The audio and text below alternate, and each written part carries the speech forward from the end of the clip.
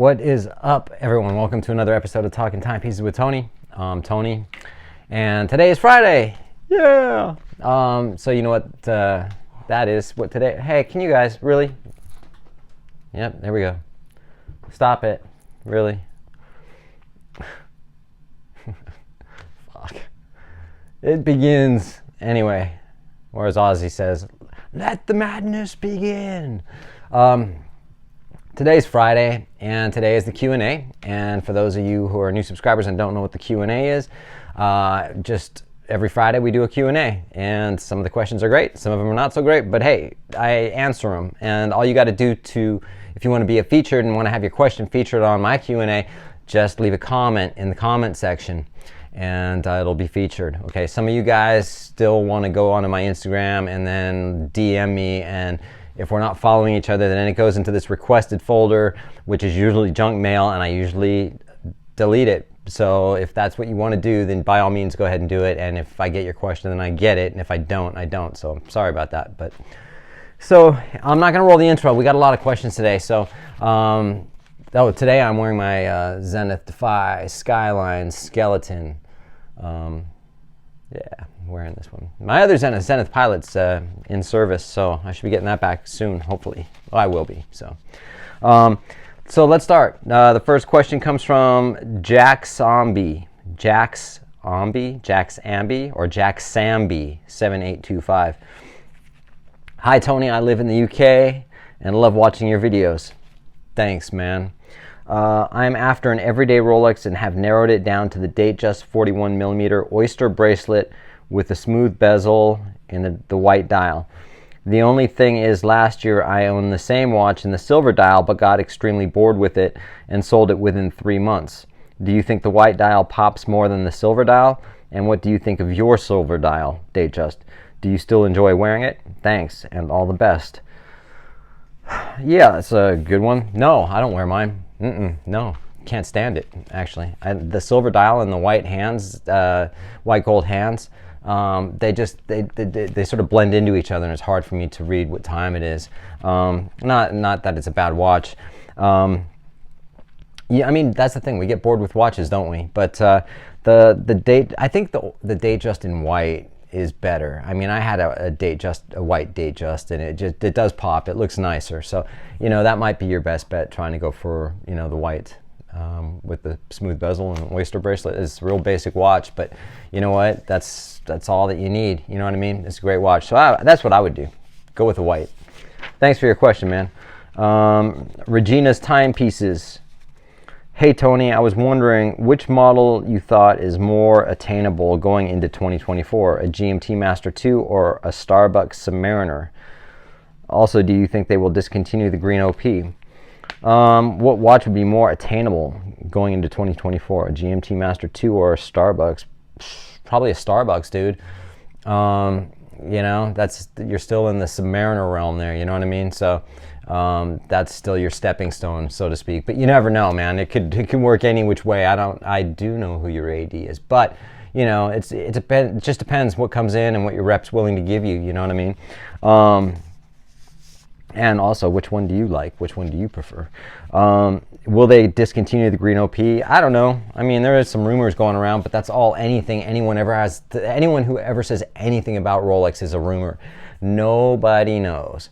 You know what I mean? Except Paul Thorpe. He seems to know everything. He's just like, I've got a source that tells me this and this and this. For someone who hates the ADs, he seems to know an awful lot of people at them. You know what I mean? I don't know. I don't buy it. Gosh, man. After last week's video, man, I'm sorry. I don't know if they'll discontinue it or not, man. I don't know why they would. I mean, but then again, you just don't know. It's Rolex green. It's cool. You know what I mean? But thanks for your question, man. I think you left me another question, too. I think I have that here somewhere. Ricky L36. Great video. Thanks, Tony. I'd love to hear your thoughts on hardest, most attainable Rolex in 2024, especially those with or without history. Daytona, man. That's always going to be the hardest one to get. I mean,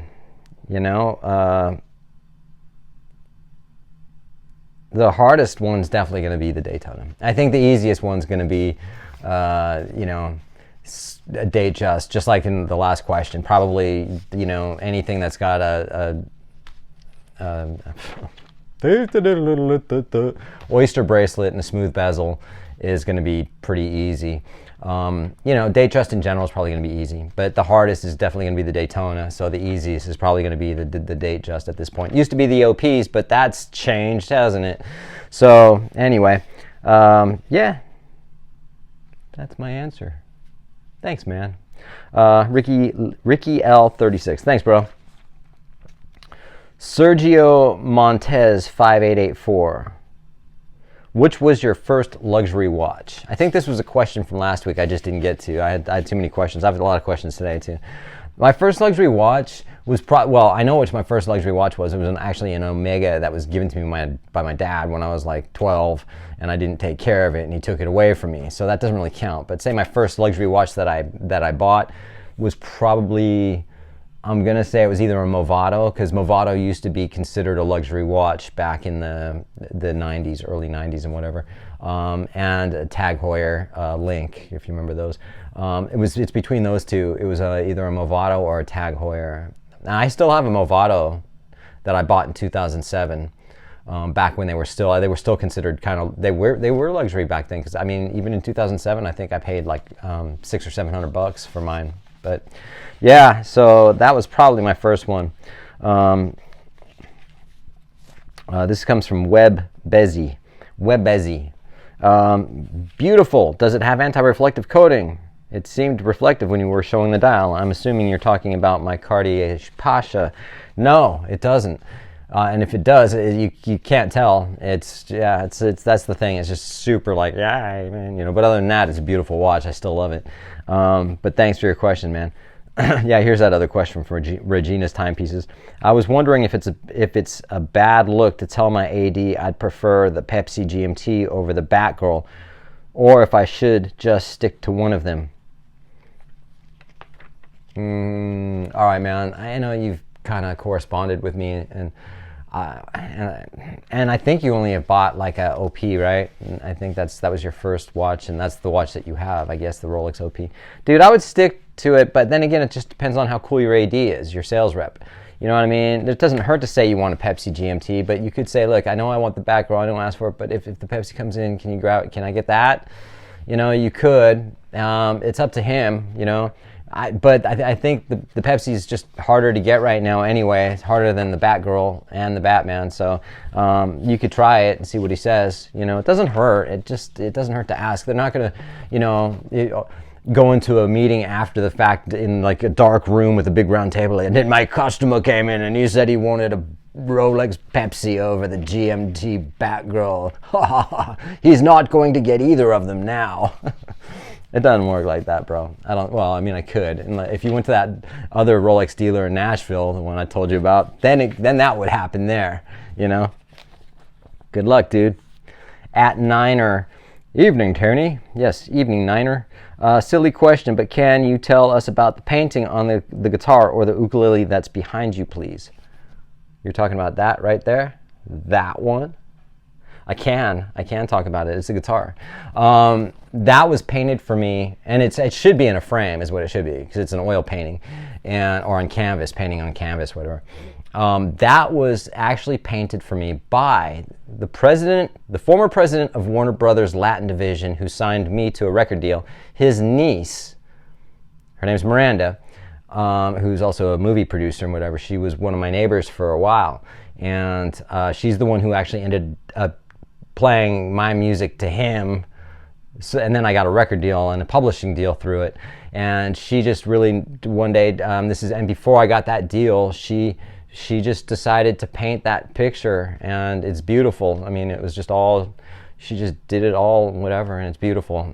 So Miranda was awesome. She actually, I have another one of her paintings. She's got some quirky, weird artwork, but yeah, so she painted that for me back in like 2017, I think.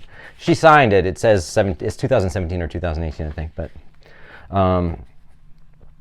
anyway, thanks, Niner. I appreciate it, man. Tottenham Matt. Tottenham. I'm guessing you're from the UK. In fact, yes, you are. It says right here, Essex, UK. Fucking how smart am I? All right. Hi, Tony. Greetings from Northwest Essex, UK. Great work as usual. Thanks, brother. I appreciate that you like my work. I loved your music track, by the way.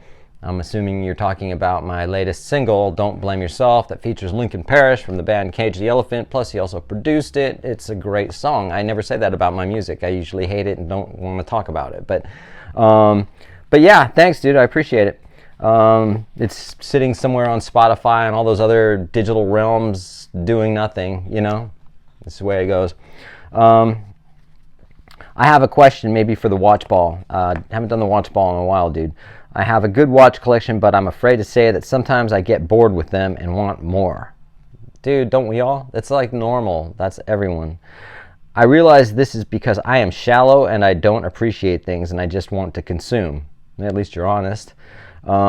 Please advise me, how can I resist this, or should I sell all my watches and buy one Langenzoon and hope this will be enough?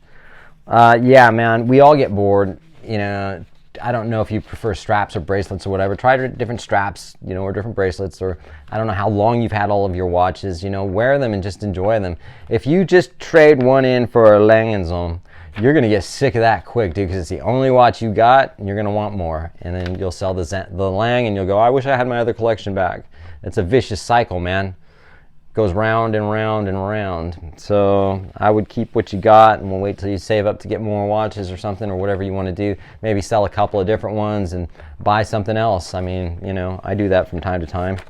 But thanks, Tottenham Matt. Awesome. And this is from Droje. DRJOEI. Question. Hi, Tony. Love your channel and your thoughts about WTCH and Rolex culture, about probably watch and Rolex culture. Are you supposed Rolex didn't give us a special anniversary Submariner in 2023?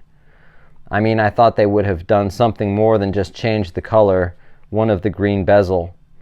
I would have loved a green bezel Submariner with polished centerpieces of something more than what we got. Thoughts? Sorry, dude. You'd have to articulate that a little better. I think, you know, I mean, I get what you're kind of saying. Did we get a anniversary sub? No, but my thoughts, I don't really care, you know. I mean, it's cool if they do or they don't. But thanks for your question, man. Burn of the Light. This is an Instagram question. Love your content, man. Thank you. Well, thank you. Currently looking at OP41 green or a 1990s date just 36 blue vignette face. Which would you think would be the best purchase? Already on a list for a watch in the AD and had my girlfriend's OP31 green from there. Thanks again, man. Take it easy. Thanks, dude. Appreciate it. Appreciate your question. That's the easy one, man. I would go with the OP41 green. You're getting a new watch, doesn't need servicing. You know exactly where it's coming from. You know, it's a beautiful watch. It's basic. And 41, I don't know how big your wrist is, but if that's what you want, that's what you want. Or a 90s date, just 36 blue vignette face. Dude, that's fine going for an old sort of vintagey, pseudo-vintage watch, but you don't know a lot of times what you're getting. If it's going to need servicing, if it's already got like alternative parts in it, how well was that watch maintained when it was initially bought? You know what I mean? So there's a lot more to it. If you can do the new OP41, I would do that straight up, dude. So there's no question for me. Thanks a lot, man. I appreciate your question. Paul Green 7483. Please refer to me as Cajun. All right, Cajun. Love your videos, especially your attitude. Thanks, dude. I have a new sub and I'm slightly concerned about excessive winding. I don't wear it every day and cringe when I have to wind it. I know you can't overwind a Rolex, but I'm more worried about the wear and tear on the crown and the guts that enable winding. Am I off, or should this be a concern? Thanks in advance. No, man, they're pretty robust. You know what I mean? So, you know, and you've got, and you say a new sub, so you're talking like a brand new sub, or is it new to you? Because if it's brand new, I mean, those are really robust, you know. Just, you know, so that there's a lot of wind in them, you know what I mean? They'll go for a long time. I mean, again, they got a 70-hour power reserve, so, you know, it's like how often do you wear the thing? You know, I'd wear it, but that's just me. And of course, sometimes, like my GMT, man, it's been sitting dead for a while because I haven't wound it or worn it. But then I'll wind it, and then I'll wear it for an hour, and then take it off, and then it dies again, and you know, and then I wind it again. But I get what you're saying. You know, you don't want to mess it up. But if something did happen to it, you'll know that it has a 5-year warranty, so you should be good if something did happen to it. Thanks for your question, dude. Where are we at in time? Shit. Okay. Summit Car 8146. Summit Car 8146. Another great episode, Tony. Question for you. How do I overcome my fear of buying a $5,000 to $7,000 watch from eBay or Chrono24? I have bought a Hamilton from Joma Shop and no issues, but as an Omega fan, all of my Omega purchases have been from my AD. I just struggle to buy online. Probably a me problem. It is not a you problem. I bought a couple Hamiltons from Joma Shop, but anything luxury I bought, I've actually had several problems with Joma Shop. A couple with the quality of the watch. One watch just arrived completely dead, broken, didn't work, and it was a hassle to get that money back, plus the extra 2-day shipping I paid for. I'm like, you're paying for everything. I don't care. You sent me a broken watch, dudes. Then I got another watch where it was actually a Javril, Avenue of the Americas, several years ago. I get it. I literally signed for it, unboxed it right away, pulled the crown out, and the whole crown came off of my hand. I called Joma Shop right away. I had probably at this point had been less than 10 minutes since I received the watch, and he tried to blame me for breaking the crown. I go, dude, I just signed for the package. I opened the package. I pulled the crown out to set the time, and the crown came out. I did not break the watch. They were real dicks. There's been a few things. I wouldn't buy a luxury watch from Joma Shop, dude. As far as eBay, I don't know. I mean, you test your luck. I've never bought one from eBay either. Chrono24, you have to know who that dealer is. You know what I mean? Because Chrono24 is an advertising. You're not buying it from Chrono24. You're buying it from a dealer who's on Chrono24. You know what I mean? So just check the do the research on the dealer, and if they're a reputable dealer, then I don't see a problem with that. You know what I mean? There's a lot of people buy watches on Chrono24. Thanks for your question, dude. Stab for money. Stab for money. Is that what you do, bro? Or is that just your nickname or your handle? Tony, I love your videos. Thanks, bro. I am also a customer at Bindy's. Thanks to your videos. Oh, cool, man. I hope you got some nice stuff. I currently have a Rolex 41 sub date in black. I'm thinking about trading my all black sub for the Starbucks. Which one do you prefer? I like them both, dude. You want some color, then you're going for the Starbucks, right? The blacks, it makes it a little different. Makes it sort of like you have something a little bit different than the norm, But essentially, it's up to you, bro. I think the green is good. Yeah. Thanks for your question, dude. This is from Shimra8888. Tony, what do you think of H. Moser? H. Moser is cool, dude. I like H. Moser. They're coming up, man. They're quirky and they have a sense of humor. That's what I like about them. I mean, who else would make a watch out of cheese? You know what I mean? So it's like, and they've done, what's that one? I don't know what the name of it is, but it was like a combination of Rolex, AP, several other watches all in one, stuff like that. They have fun with it. I think they're cool. Thanks for your question, dude. Gregory Enright 4544. Tony, love your videos. You're absolutely right about Paul Thorpe. Wouldn't trust him as far as I could throw him. And your opinion on Day-Date Olive Green. Is it hard to get from your AD? Just asking. Thanks. Have a great weekend. Thank you, man. You have a great weekend. Yeah, I mean, if you're going for the Day-Date, the Olive Green is going to be about your toughest bet on that one, man. Nice watch. A beautiful watch, But yeah, I think that's about your hardest one. Plus, there's a silver dial one, which is hard.